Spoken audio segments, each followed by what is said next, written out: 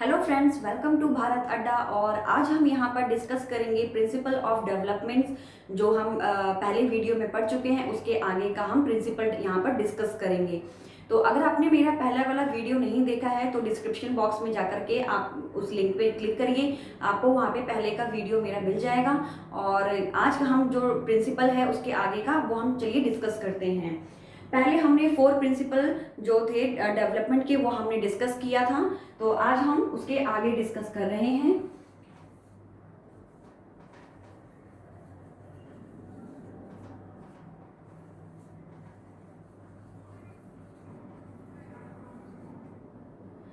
तो फ्रेंड्स, यहाँ पर जो नेक्स्ट प्रिंसिपल है वो है प्रिंसिपल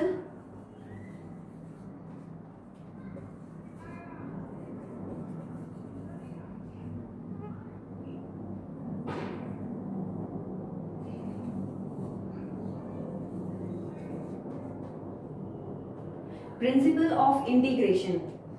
प्रिंसिपल ऑफ इंटीग्रेशन से यहाँ पर हम ये समझते हैं कि जो हमारी बॉडी का जो डेवलपमेंट है वो क्या है, एक दूसरे से हमारे संबंधित है। लेकिन जो हमारे जो डेवलपमेंट है इसमें आते हैं gross motor skills and fine motor skills.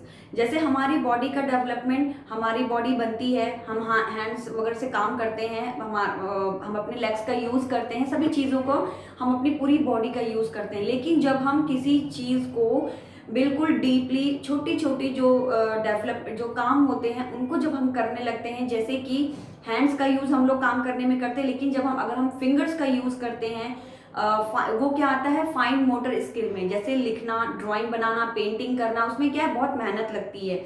आपकी पूरी बॉडी उसमें क्या करती है, आप मेंटली, आप अपनी फिंगर्स, ये सभी क्या चीज़ें कनेक्टेड हैं और दोनों का यूज़ यहाँ पर हो रहा है। मतलब gross and fine motor skill दोनों का ही यूज़ हो रहा है।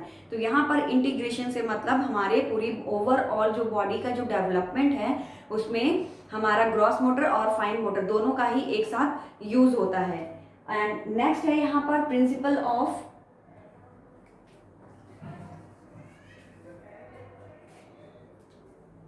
Inter relation.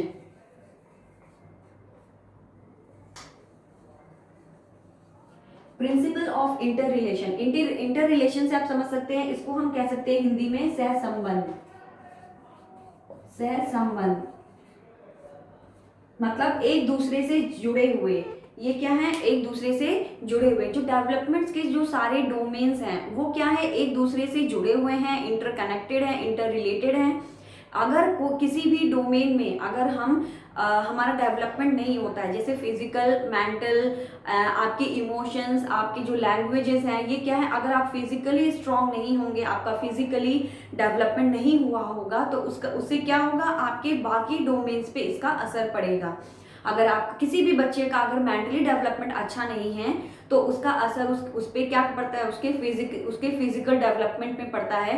वो काफ़ी इमोशनली जो है वो बहुत ही वीक होता है, बच्चा अंदर से उतना स्ट्रांग फील नहीं करता है। तो यहाँ पर आपको समझ में आ गया होगा कि जो डेवलपमेंट है वो जो उसके डोमेन्स हैं वो एक दूसरे से कनेक्टेड हैं, एक का असर दूसरे बाकी सभी डोमेन्स पे पड़ता है। तो यहाँ पर प्रिंसिपल ऑफ ये इंटर रिलेशन सहसंबंध से मतलब एक दूसरे से संबंधित है, एक दूसरे का असर, एक भी डोमेन में अगर कोई अच्छे से डेवलपमेंट नहीं होता है तो उसका असर बाकी चीजों पे पड़ता है। तो ये था principle of inter relation.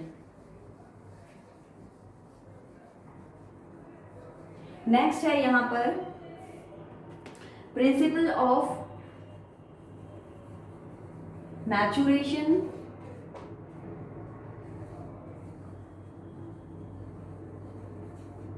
And learning. Maturation मतलब परिपक्वता, परिपक्वता, एंड लर्निंग मतलब अधिगम। दोस्तों यहाँ पर मैं आपको एक चीज जरूर बताना चाहूंगी, जो ये सीडीपी के जो वर्ड्स हैं वो आप अगर आप हिंदी में पढ़ते हैं और अगर आप इंग्लिश में पढ़ते हैं तो ये आप दोनों के लिए बहुत इंपॉर्टेंट है कि आप उसको हिंदी एंड इंग्लिश दोनों में पढ़ें। बहुत ज़रूरी है वो इसीलिए क्योंकि कभी कभी क्या होता है, जो हिंदी में जो सीडीपी दिया रहता है उसके वर्ड्स जो है ना वो चेंज हो जाते हैं, पेपर में जो है वो चेंज कर देते हैं वर्ड्स को और आपको समझ में नहीं आता है। तो आपको इंग्लिश में भी पता होना चाहिए, जिससे ये काफ़ी आपके लिए हेल्पफुल रहेगा एग्जाम में। अगर आपको हिंदी में नहीं समझ में आया तो आप उसको इंग्लिश में पढ़ के समझ सकते हैं, और अगर आप इंग्लिश में ऑलरेडी मतलब पढ़ ही रहे हैं तो आप उसको हिंदी में भी पढ़िए, क्योंकि उससे भी काफ़ी बेनिफिट रहता है। ठीक है, तो यहाँ पर है principle of maturation and learning. तो इसे हम समझ सकते हैं कि मैचुरेशन मतलब परिपक्वता। जब तक आप मैच्योर नहीं है, कोई भी बच्चा अगर मैच्योर नहीं हुआ है तो वो लर्निंग के लिए रेडी नहीं है। उस लर्निंग के लिए उसको क्या होना पड़ेगा, मैच्योर होना पड़ेगा। फॉर एग्जाम्पल हम ऐसे समझ सकते हैं कि जो बच्चा है अगर उसकी आईज उतनी मैच्योर नहीं है, अगर वो बेबी है तो वो अगर उतना मैच्योर नहीं हुआ है, उसकी एज नहीं हुई है, तो क्या है वो लर्निंग वो सही से नहीं कर सकता है, उसके लिए वो रेडी नहीं है। तो किसी भी लर्निंग के लिए आपका मैच्योर होना बहुत ज़रूरी है, ये एक दूसरे से कनेक्टेड हैं। जब तक कि जब आप मैच्योर हो जाएंगे तब आप लर्निंग के लिए रेडी हो जाते हैं, आप इजीली उस चीज़ को सीख सकते हैं। फॉर एग्जाम्पल आप दूसरा एग्जाम्पल भी समझ सकते हैं, जैसे क्या आप छोटे बच्चे को साइकिलिंग सिखा सकते हैं? सिखा सकते हैं, लेकिन जब वो कम से कम 3 साल के हो जाए। लेकिन अगर आप सोचो कि आप 2 साल के बच्चे को आप साइकिलिंग सिखा दो, तो नहीं, वो रेडी नहीं है उस चीज़ के लिए।